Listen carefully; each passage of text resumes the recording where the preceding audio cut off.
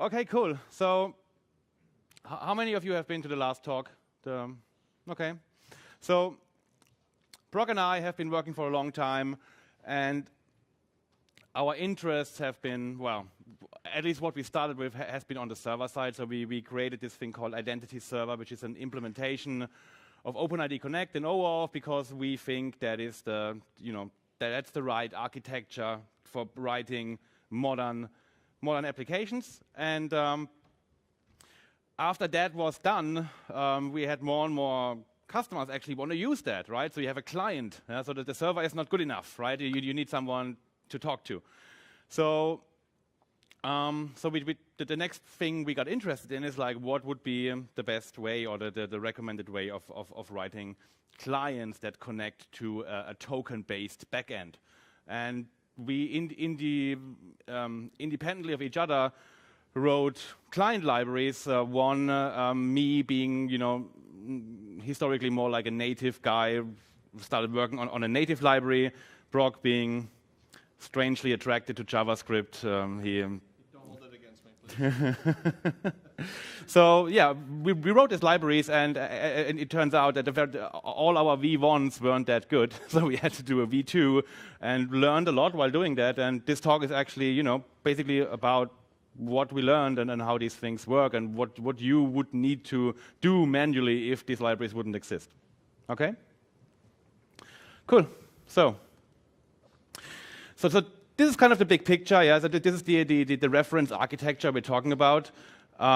It's basically, you have a couple of APIs and a couple of web applications, and you have a couple of different client types: native clients, browser-based clients, either like the classic web application where the code lives on the server, and the sparse style where all the code lives in the browser actually.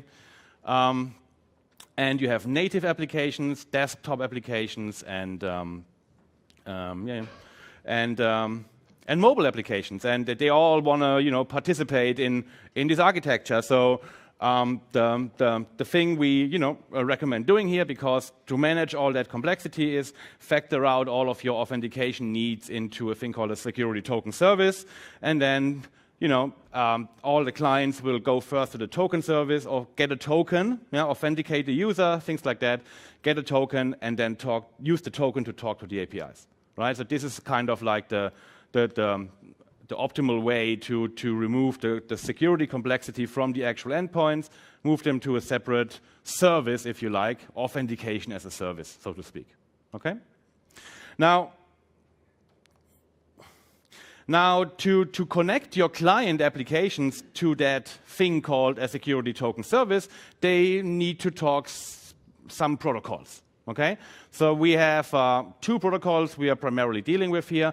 One is called OpenID Connect, and that's an authentication protocol. So whenever your client application wants to know who is the user, that is the protocol to use. Yeah, so if you want to know who's the guy holding me in my hand right now, yeah, or who's sitting in front of the browser, or OpenID Connect is the protocol that authenticates the user. Yeah? The second protocol is used for talking to APIs. So once you know who the user is, you want to delegate the identity of that user to the next hop to your API, so the API can do work on behalf of that user. And it would be really bad if these were completely unrelated protocols, right? So you would need to learn two different things to achieve something which obviously belongs very closely together. So that's why OpenID Connect and OAuth are really just OAuth was there first, and then they added stuff to OAuth to fill the missing gaps, to make it serve both purposes, both authentication and getting those access tokens. Yeah, so they are very, very similar, and the good news is you only have to learn it once, and then you can do both. Okay? Now, this might look a little bit complicated, so basically what we're doing is we're focusing on this part today. Okay? Only the client side. And in particular, we want to focus first on the JavaScript scenario. So you're writing a SPA application. How does this get a token, use the token? And then it turns out, once you understand that, you know like 80% of it already, so there's only 20% missing to understand also how you would do it from a native application. Okay? So just to recap that really shortly, so we are all on the same page. The general flow, regardless of the client type you're writing, will always be like this. The client opens a connection to the token service. It sends the user to that service. The user authenticates with the service, the token service, and the token service will establish some sort of authentication session. So he will remember that user for a certain amount of time, and that is obviously also the enabler for a feature called single sign-on, right? Because once you authenticate once, the server remembers you, then the next app you open, you don't have to authenticate again because you're being remembered. Yeah? The outcome of that will be a so-called identity token, which is, think of it as a protected data structure that represents the identity of the user. So your client application can know who the user is, and it's coming from a trusted source. There is some cryptography around that to make sure that data structure doesn't get tampered with on the way back. And the other thing you're getting back is a so-called access token. And the access token represents the same user, but the recipient of the access token is not the client application, it's the API. So basically you take this access token and then just forward it to the API, and that in essence means you forwarded or delegated the identity of the user to your backend system. Does that make sense? Is that all good? All clear? Okay, cool. So that's what we do. That's our daily, our daily life since many, many years. Okay? So that's why sometimes you might miss something which is obvious to us, but not to everyone. So now, how do we write these client applications? And there are two mindsets, when you go to a company and they want to write this application. Obviously, the low-hanging fruit somehow is, I'm just writing a username, password, login page, right? I've been doing that for years. I know how to do that, It has a username and a password and a login button. Okay, so what's hard about that? And then I'll just send the name and the password to the token service. They give me back a token, and from that point on, I'm in. The other competing approach how to do that is you don't put the login UI into the client application itself. You're doing a redirect to the server, and the server has a login page, and you log in on the server, and then the server will send you back the token. So now there's an ongoing debate, which approach should I use? And there are some advantages and some disadvantages of each of these approaches. Obviously, the biggest advantage, and that's why people love option number one, is they have complete control in their own application of how the login looks like. Right? So if you have your UI designer in there and he says, no, I want to control how that login page looks like. This button is 5 pixels way to the right. I want to control that. Then that's one really strong argument. But there are a number of disadvantages you get when building the login UI into the client application. For example, single sign-on. Right? So single sign-on is one feature you might want to have. Like, let's say you have 5 applications and you want to allow the user to only sign in once and then switch between the applications and don't have to log in again. How would that work if every application has its own login page? Right? There's no shared session between those applications. That's one thing.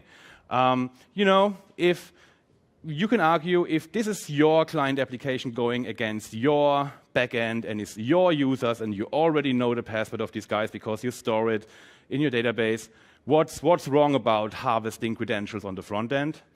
And there's not much to say about that. But what about if your scenarios get more complex, like you have third-party applications, for example?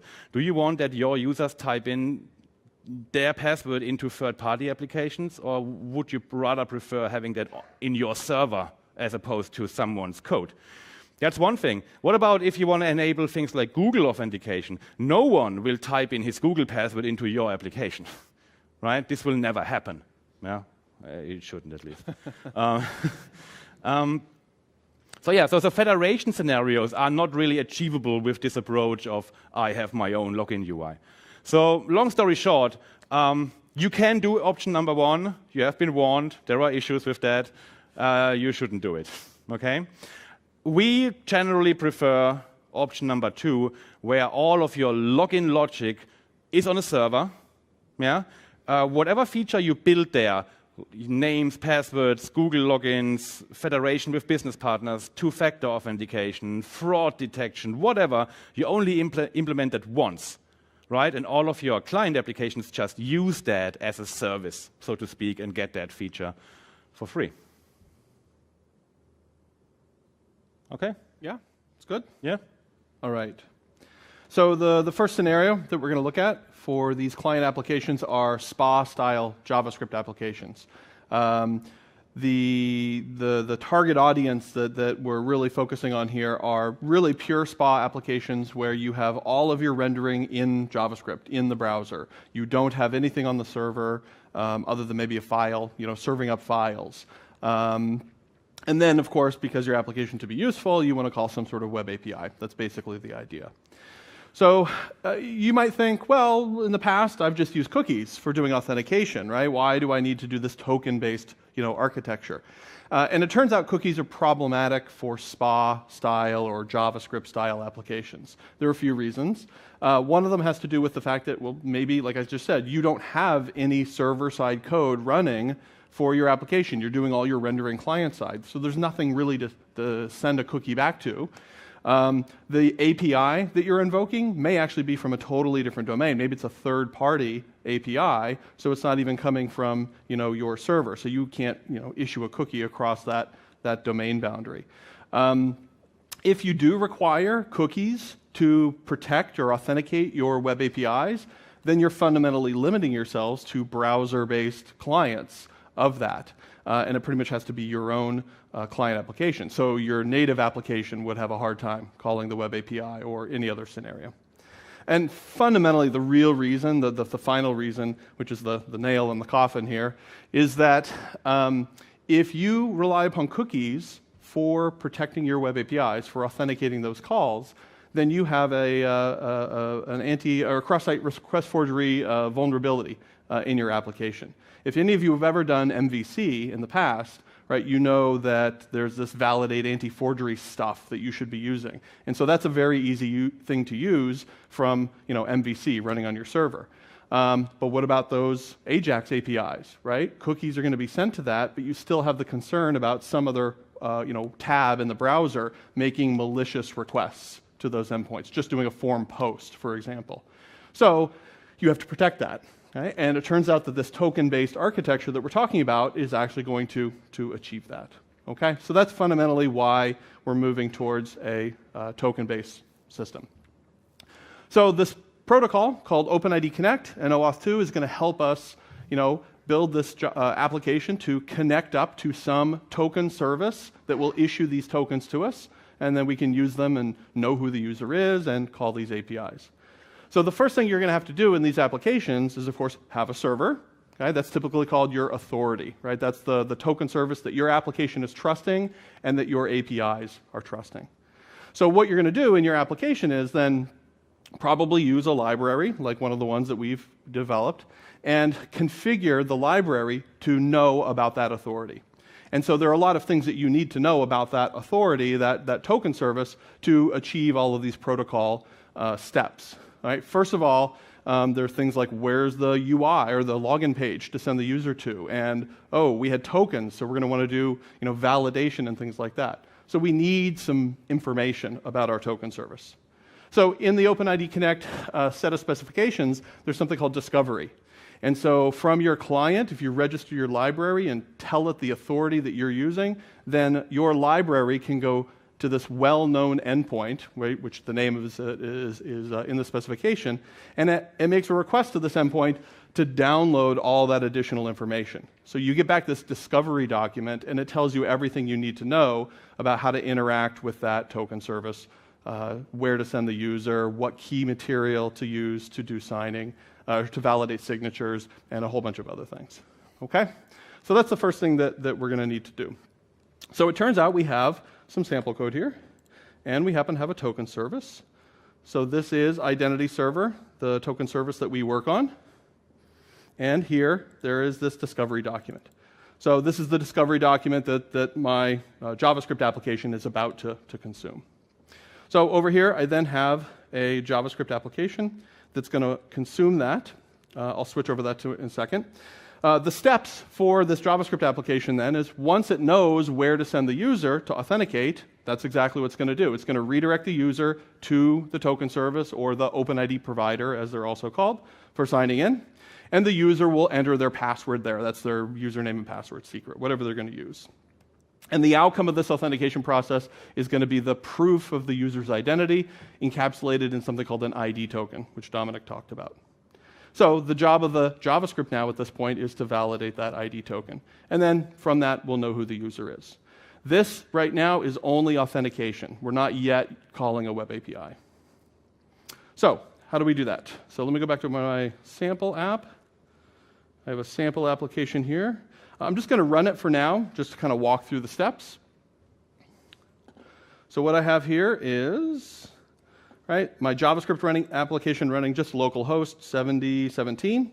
And this is using the JavaScript library that Dominick mentioned. And when I trigger login here, this will trigger a request over to sign in.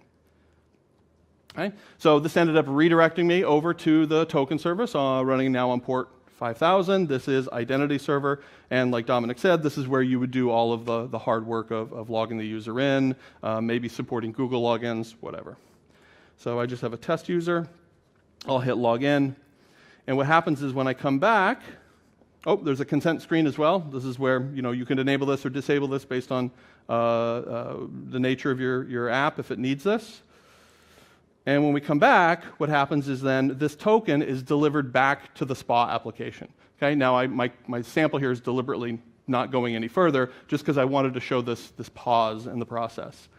So this token has to be sent back to the application. Because it's a SPA application, really the only good way across this domain boundary of conveying these parameters is to pass it in the URL. So that's actually, if you can see up here in the URL, the token is passed here in the hash fragment. Okay? Now the hash fragment's an interesting question. Why is this passed in the hash fragment and not something like a query string? Say again?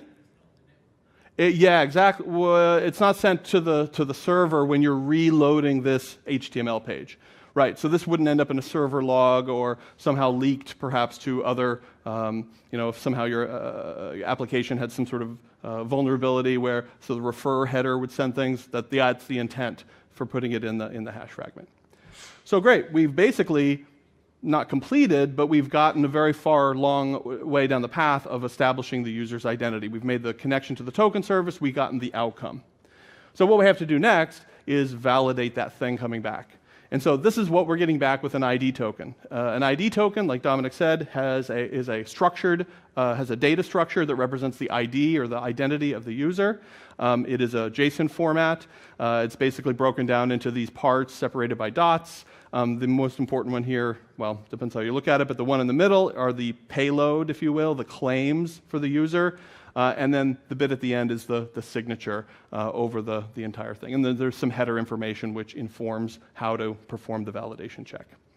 So at this point now, you have this data structure. You need to validate it to really trust the outcome. So the nice thing about the specification is very clear on all the steps, okay? But it turns out there are quite a few steps. Right? There's a digital signature involved. So that means you have to go and download the certificate from the token service, basically do some crypto work, right, to validate the signature. There's time information inside the token, which says like the token expires after this amount of time, so that the user can't replay it like a month later and get back into your system. There's also some other properties, like there's a nonce. A nonce is a security feature to prevent replay detection into your application, again, if somebody takes that and replays that token later.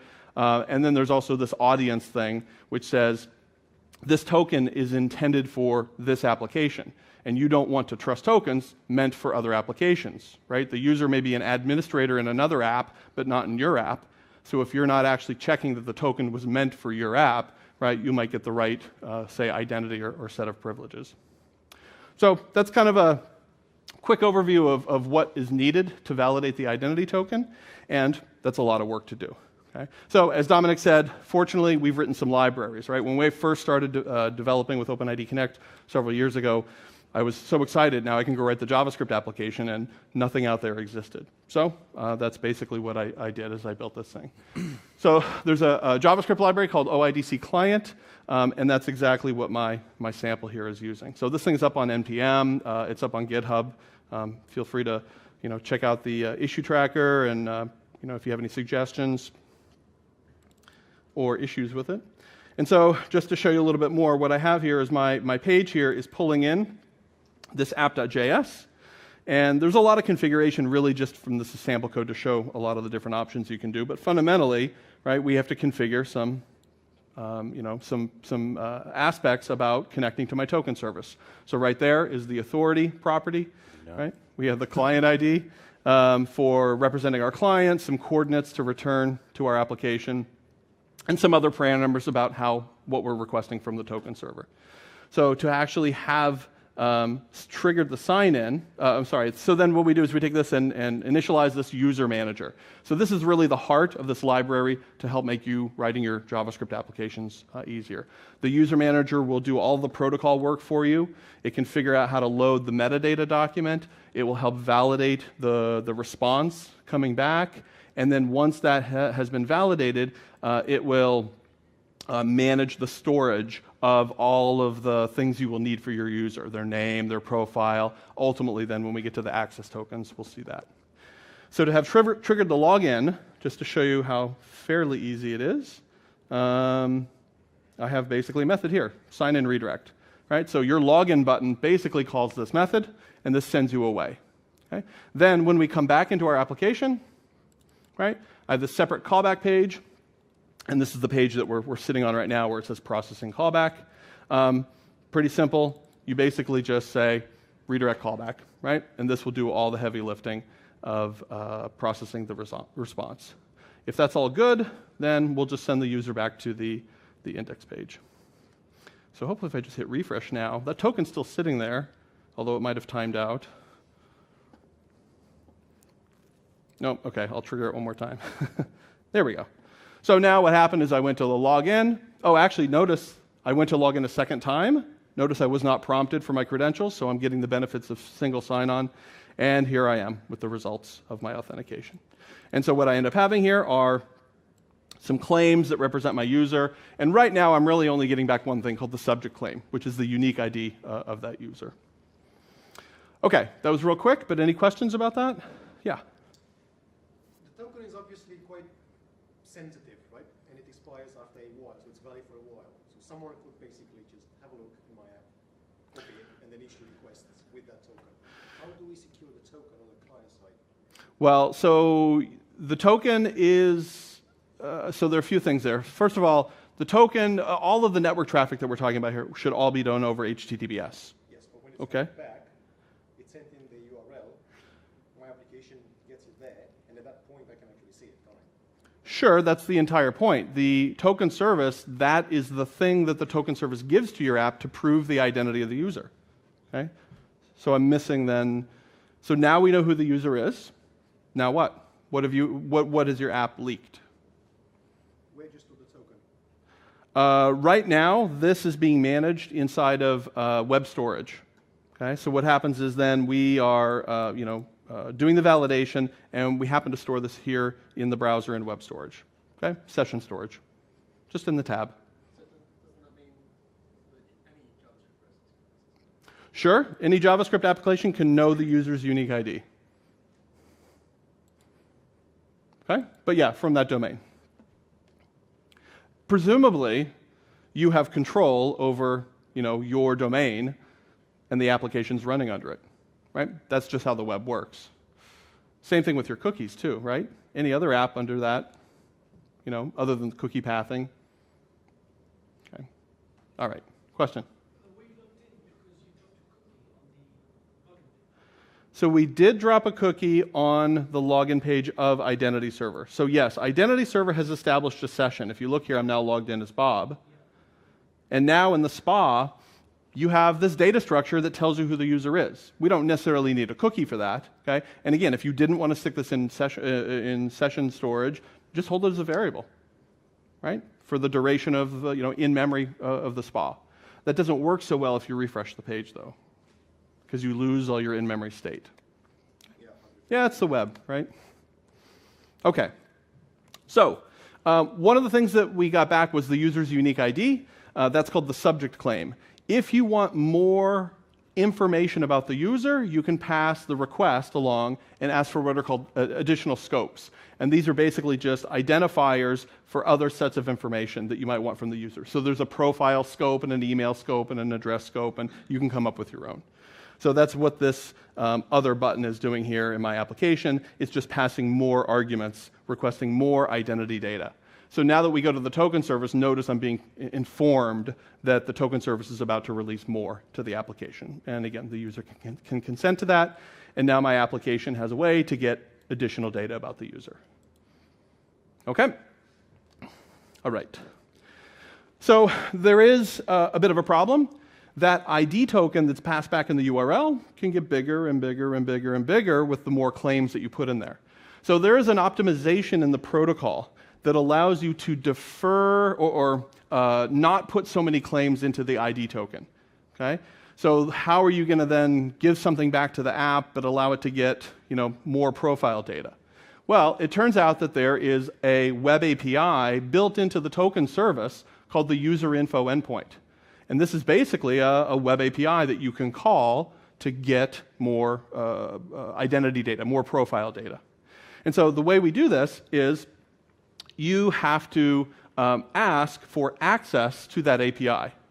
So our application, what it will do is when it makes the request over to the token service, instead of just asking for the ID token, which is just the user's identity, we will also ask for what's called an access token. And the additional parameter that we pass is just the word token.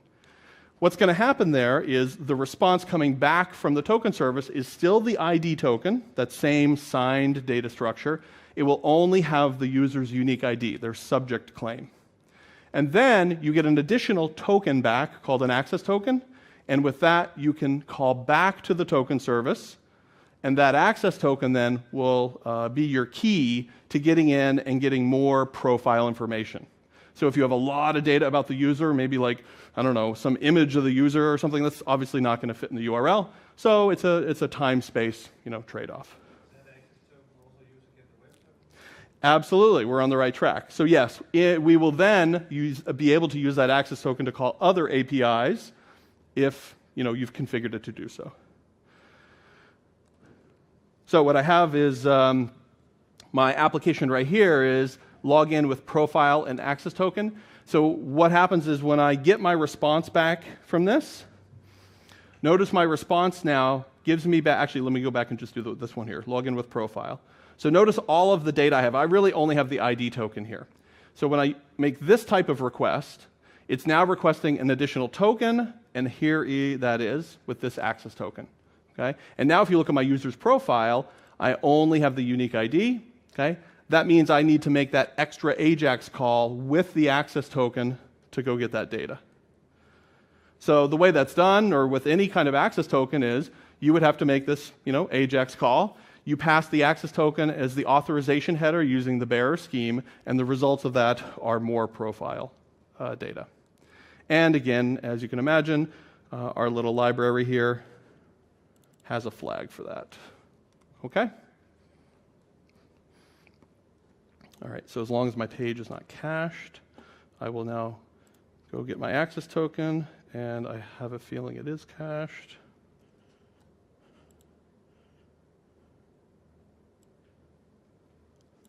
Okay. And do I have more now? Hey, there we go. Okay. So the library then made the round trip, a second round trip back to the token service to get the additional profile data. Okay. And as the gentleman in the back, came to the conclusion, hey, can't we use that access token for calling other APIs? And exactly. So what we're going to do is, if we want that access token to be able to be used at other web APIs, you have to request more scopes. And the scope represents the access to these APIs. So you could come up with your own scope representing your API 1 or your calendar API or whatever. And when you get that access token back, it can then be used to call those web APIs. The network call looks exactly the same. So what I have here in my application N is actually an API that I wasn't running yet. So let me run that real quick. Now back here in my SPA, I can now request a token with additional scopes for that web API. My consent screen is letting me know I've requested those. I will consent, and now I should be able to call that web API. And the web API is basically just echoing back what it saw in the access token. So now my web API will know the user's unique ID and any other additional data that you've put in there. Okay. There's also logout support. I'll just demo that real quick. I know we're kind of tight on time here, but logout, there we go. So those are the basic moving parts for getting a SPA-style application.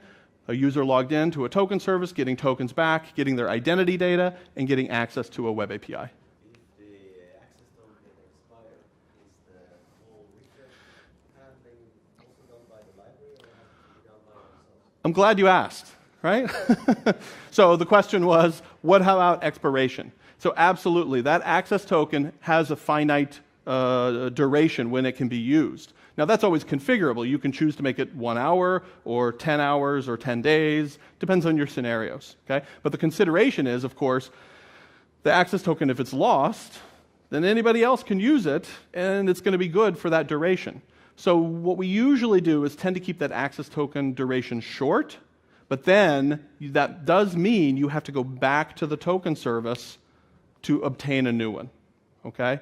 So there are two things here. One is the expiration. The other one is the storage that we mentioned briefly here. You have to hold that data somewhere. So the library, by default, is storing this for you in session storage, but you can configure it with other storage. If you just want to keep it in memory, that's fine too.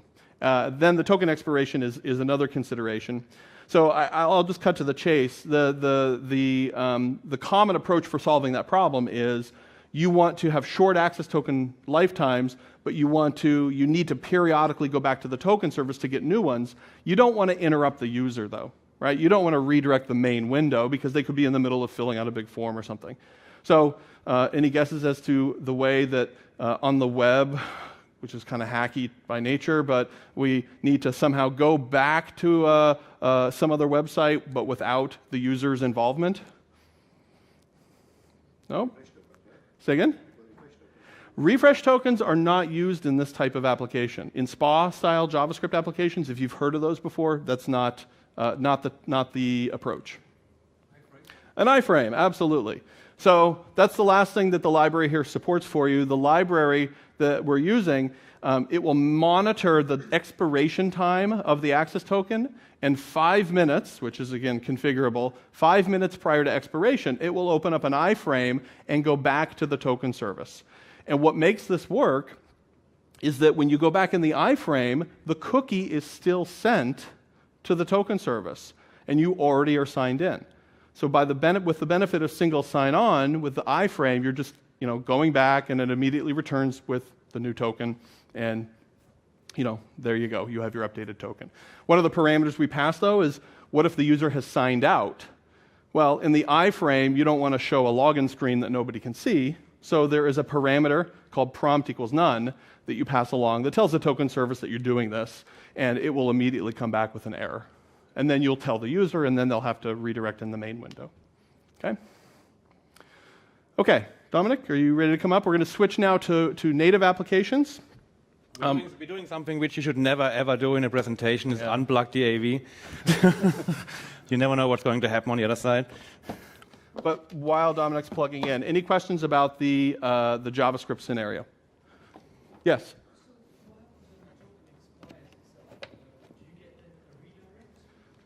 Right, that was the bit at the end that we were talking about. You could redirect the main browser window, but it wouldn't be user-friendly.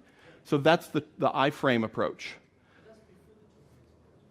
Yeah, you can do it before. You want to do it before the token expires. You have to redirect the user.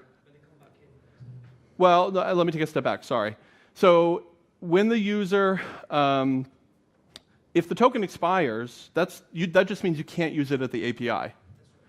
But you can take the user back to the token service in the iframe, and as long as they still have their cookie, their sign-in session at the token service, that will come back with a new token that they can use at the API.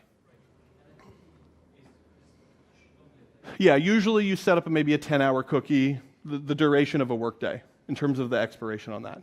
But again, that's all configurable as well. Okay. Native apps. Do I get to sit down now? Okay. You can sit down, yeah. Okay, cool. So, second part is native apps. And it turns out they are very, very similar to JavaScript apps, even if you wouldn't expect that to be the case, yeah. So first of all, I think it's important to make sure that what I mean with native apps, because there are so many ways how you can now these days build client-side applications. So what I mean with native apps is typically applications that have access to native operating system facilities. You can call native APIs, and the most interesting one type of API you might want to call for these types of applications is the protected data storage. The crypto APIs, so to speak, on the operating system. So, for example, on Windows, you have this thing called DP API, the Data Protection API. In iOS, you have a thing called the keychain, for example, which is seems to be like really a secure place to store data, right? The FBI paid a lot of money to get access to it, yeah. Android has a similar thing, and so on and so on, yeah? So having access to that feature can enable some extra scenarios that in the browser are a little bit, questionable, right? At least yet. I mean, there are developments of web crypto that, in the future you might have these as well. Also, so in other words, yeah, if you're writing a C# application, native. Yeah? If you're writing an Objective-C application, that's native. If you're writing a Cordova application using JavaScript, that would be native as well, at least according to my definition, right? Because you can call down to native operating system APIs. Yeah? In a browser, you can't do that. So, desktop, mobile, doesn't matter really. So this is a very common scenario, and there's actually a spec for that. It's the OAuth or OpenID Connect for native applications. It's a really good spec. You should read it. Lots of thinking is going into how to secure applications on mobile devices, on the desktop, and so on that use this token-based approach. So again, that's the same as I said earlier. You could have your native login UI, and we already figured out that this is not the right way to go, right? We want to use our server-based UI. In other words, well, how do I show a web page if I'm not in the browser? I have to open a browser, yeah? And couple of options here, from less recommended to recommended, yeah, is some frameworks, or pretty much every framework, has this thing called a web view, like an embedded web browser. You just have, a control inside of your application, which you give it a URL and it renders a web page, right? And that is something you could use. Now, the web view has a couple of problems. First of all, there's no indication for the end user if this is really a browser he's looking at, right? I mean, it's something that looks like Google's login page, but it might be, something you've drawn yourself and just harvest now the keystrokes, yeah? There's no way to check, am I really on Google, because there's no URL bar at the bottom. You can't inspect the SSL certificate, for example. And from a pure usability point of view also is, you don't have support for add-ins like your password manager, for example. Yeah. So what do you have to do? And there are some really nasty offenders on the Windows platform, like Visual Studio, for example. Yeah. You all know that, right? Visual Studio pops up from time to time a dialog which has a login page, right? And now I don't know my password, so I have to go to my password manager, find my MSDN password, copy it to the clipboard, go back, paste it into my password box, and not so nice. Yeah. So yeah, these are web views. Yeah? Not recommended, and if you're reading the spec, actually kind of like forbidden. Okay, so they say you shouldn't use them anymore. Actually, that goes up to a point where starting this year, Google will sniff the user agent, and if they find out it's a web view control from WinForms, WPF, and so on, they will block their login page. So you can't use Google anymore from within a web view, obviously, unless you change the user agent string, I guess. Yeah. But still, the intention is they are insecure. They don't give the end user a lot of control. You shouldn't use them. Yeah, you should give the end user as much information as possible about the thing he's typing his password in. Yeah. The second category is some people came up with a thing called authentication brokers and think of them as special browsers in the system. They share a couple of things. They are like locked down. They don't allow reading the keystrokes, for example, and might have some special features. They sometimes even share the cookies between the client applications. That's another thing that a web view can't do, right? By definition, you're hosting a private copy of a browser, so you can't share cookies between your applications, which means you don't get a shared log-on session between the applications. Some of these authentication brokers allow to do that. Has anyone ever used the web authentication broker in Windows 8 or Windows 10? It's a built-in special browser. Yeah, you haven't missed much. The really recommended way of doing that is using the system browser. Okay? So the system browser is probably already the most trusted piece of software on your computer. Right? You're using it every day, using it probably most of the, counting the hours you sit on the computer for the most time, you're probably going to use the browser. You type in all your passwords there, you type in all your credit card information there, you use your search engine, which you never lie to, and so on. Okay? So why not use this piece of code to log into something? Okay? Also, your cookies are already in there. So if you are logged into Google, yesterday, then today you will get single sign-on with Google if this application is using the system browser. Now, more modern operating systems like iOS and Android, they have APIs to invoke the system browser programmatically. And they call it an in-app browser tab. So basically what you do is you actually open a tab of your browser inside your application. Yeah, it's the real system browser with all the bells and whistles, with the add-in support and all these things. They add some extra special protection to it, again, like the keystroke logging and so on. You get the shared cookie container, and you get all the benefits, basically, you would get from a system browser. Okay? So these are the three fundamental options. So I'll quickly show you that. So I have a customer, he did an OpenID Connect workshop. Said, yeah, you and all your hippie talk. Yeah, we do WinForms. Yeah, can we do fancy OpenID Connect with WinForms? I said, yeah, I think I can do that. Yeah, and the way this works is, this is an example of a web view. Right? So this is a browser. It renders our identity server login page somewhere. Yeah, the user can't see that this is a browser. Well, I probably could right-click. What's happening here? Yeah, it looks like a browser, right? You can't see the URL. You can't see the certificate. You can't. Let's hope it's really a browser. So we can sign in. We get our typical, server-side logic, and we get back our identity token, our access token, and our claims back into the client application. And I'll show you in a second how that works. I just want to show the user experience first. Here's an example for this authentication broker. So because no one has ever seen it before, I show it to you once, and then you can forget about it again. Yeah. Let's see.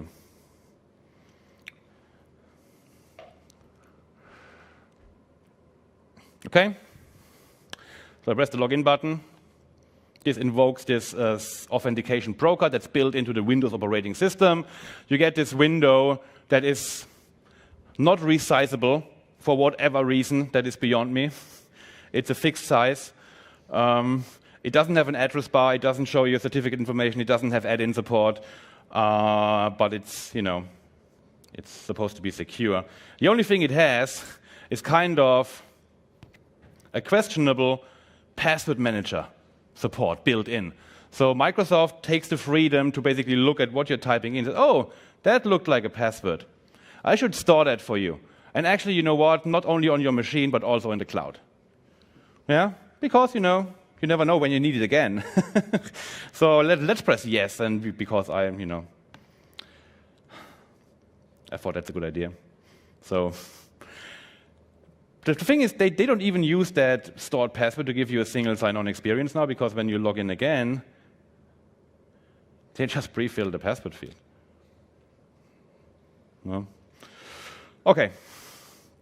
Anyways, if you ever wondered and by mistake pressed that button, the yes button, you can get rid of it, very obvious, by searching for something called the credential manager.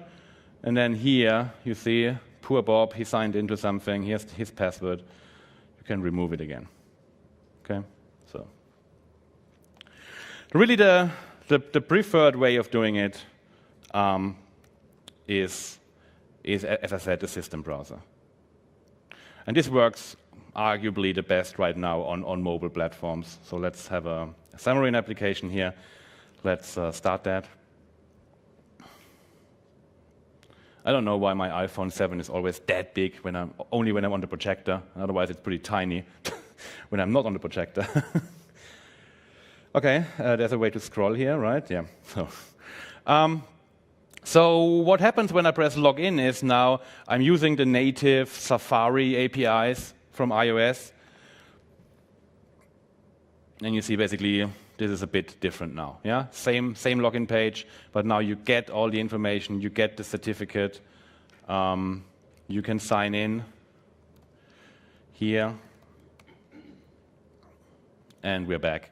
And here are my claims, and here's my access token, and I can call my APIs. Okay, just run it again just to show another feature, or maybe even two features. Because of single sign-on, I have to restart the emulator, right? I'm signed in now. I didn't have a I didn't write a logout button yet. But who cares about logout? Okay, log in. So let's say, you logged into Google already. Here's the Google button. And now you can use your existing Google login to sign to the application. Yeah? And the very last thing I want to show you, just run it again, is a feature that is, I think, is quite nice. At least someone thought about that at Apple. Is you could be extra paranoid, saying, okay, yeah, it looks like you're starting Safari, but is it really Safari or just a tricky, clever animation you did here within your application, right? So they have a button here in their browser control, this guy, which basically switches to the real Safari on your desktop, so to speak. Yeah? So if I click that, now you are actually in real Safari. And if I log in with this guy, it says, okay, are you okay with going back? Yes, I am. And now I'm logged in here. Okay? And it looks very similar on Android as well. So, how does that work?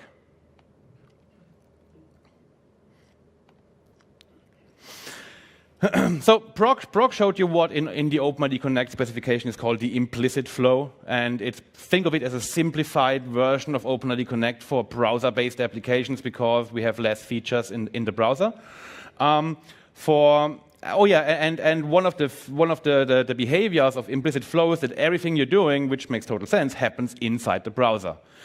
This thing is called a hybrid flow because what they do here is one part happens in the browser and one part happens in the back-channel communication. So the not-so-sensitive identity token is transferred over the front channel, but the sensitive access token is transferred over a back channel. Okay, so you have less exposure of the sensitive data. So it looks very similar. One thing to point out here is the redirect URI. So Brock said earlier, you prove ownership of the domain where you go back to. Okay, and the idea here is very similar. Yeah, you obviously don't use a web address here because you don't have the internet in your pocket, right? It's something locally on your phone. So there are these custom URI schemes that you can register with your application. Yeah, so basically the typical pattern is you take like mycompany.com, you reverse that, you make it com.mycompany. And then the name of the application, and then the idea is. Whenever the browser navigates to this address here, it knows that this belongs to this native application and it calls you back. Okay? So the whole workflow is we run through our web-based flow, whatever that is. It might be, registration, login, two-factor, whatever. The very last thing the browser will do is do a redirect to this URL. Okay? And then this URL, the browser knows, okay, this belongs to this application here, and it will call back the application and hand in the query string. Okay?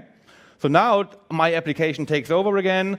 It passes the identity token, validates it, same steps as we've seen before. It takes this code that got sent back, not the actual token, but a code, and then does a direct connection using a web API call to the token service, sends in that code we got earlier back from the token service, and this in turn gives you back the actual access token. Okay, so one more step to basically reduce the exposure of the access token to the browser. So one little side note here, because someone asked, there are some additional things which I don't want to go into detail for the interest of time, but there's a specification called PXE, the proof key for code exchange, which kind of introduces a per request secret between the client and the server, so it makes it harder for attackers to intercept the token coming back, or the code rather. And that is basically this thing called the code challenge, which is a hash. You send in the hash on leg number 1, so to speak. On leg number 2 here, you send the unhashed version of the same value. The server does some crypto on that and makes sure that the entity on leg 1 is the same as the entity on leg 2. Okay? We don't need to go into very much detail.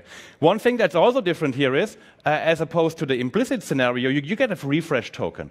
So a refresh token is basically a token that allows you to get a new access token without having the user to be interactive, right? So scenario is the same.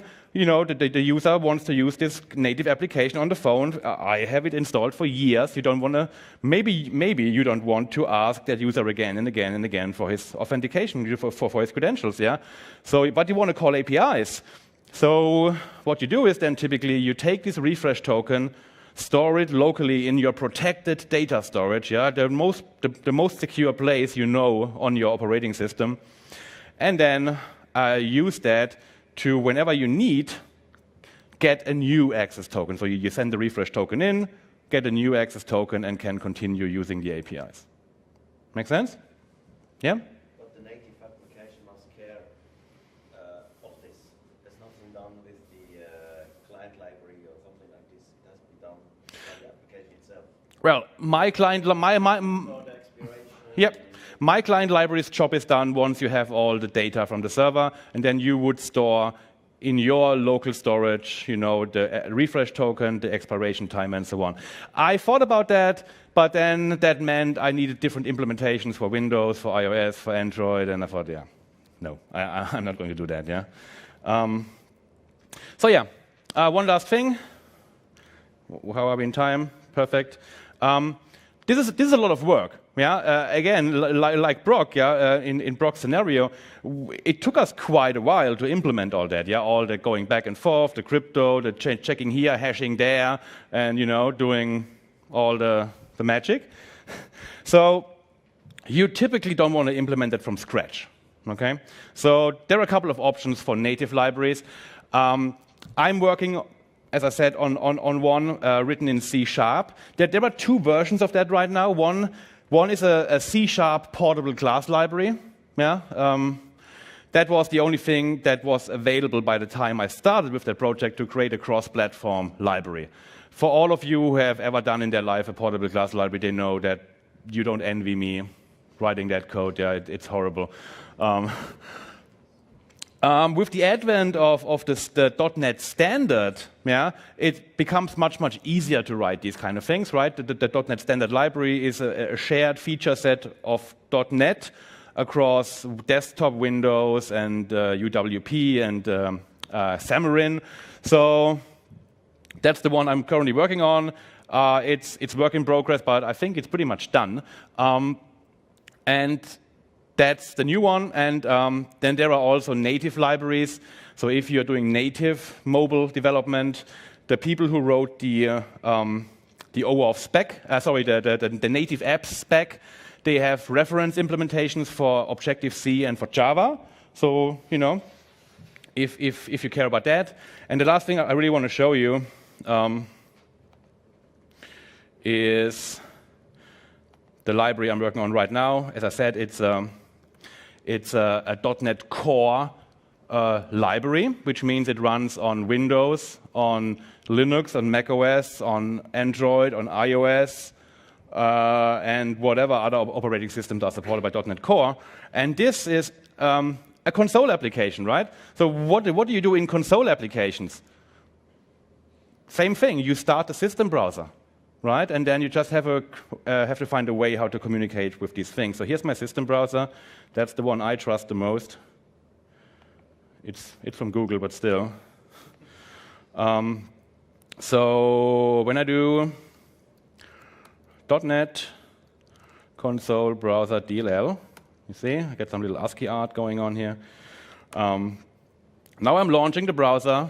I'm sending the browser to my to the login server, right? I could log in with Google here. And now it's communicating back to the console application, and here's my claims, here's my identity token, here's my access token, and now I can call an API. Okay? And you know, the nice thing about that is now, imagine there's another application, console, native, web, whatever, yeah? And now we have, a shared authentication session between those applications. You know, the next time you're going to use the same authentication provider, you get single sign-on, right? Cool. So that's it. That's all we have. The slides you can download from here, from speakerdeck/leastprivilege. And thanks for your time, and enjoy the rest of the conference. Thank you.